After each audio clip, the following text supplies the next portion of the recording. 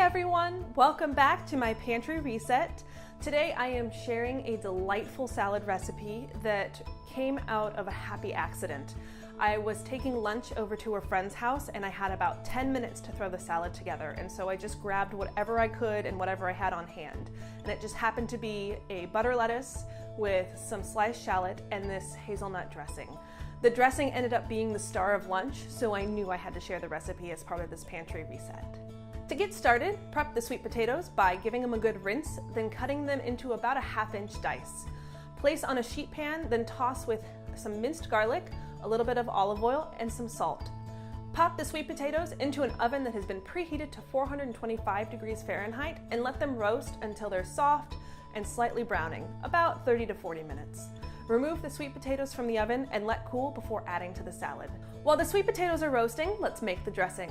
In a small skillet over medium-low heat, add the butter and let that melt. Add the chopped hazelnuts to the pan and give a good swirl and let cook for about 3 to 4 minutes, just until the hazelnuts are starting to toast and become a little bit golden. Remove the skillet from the heat and measure in your lemon juice, maple syrup, and salt. Taste and adjust the levels to your liking. Sometimes I like a little bit more butter, sometimes I like a little bit more lemon. It really just depends on your taste. Once your sweet potatoes are cool and the dressing is ready and slightly cool, go ahead and add everything to your lettuce and give a good toss.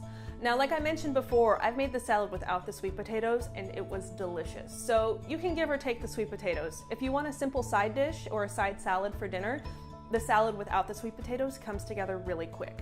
However, I like the heartier sweet potatoes, especially for this time of year.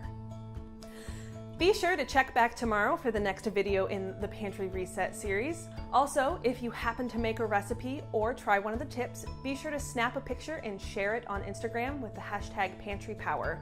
I'll be checking that hashtag all month and hopefully be sharing some of your wonderful creations. Thanks for tuning in and happy cooking.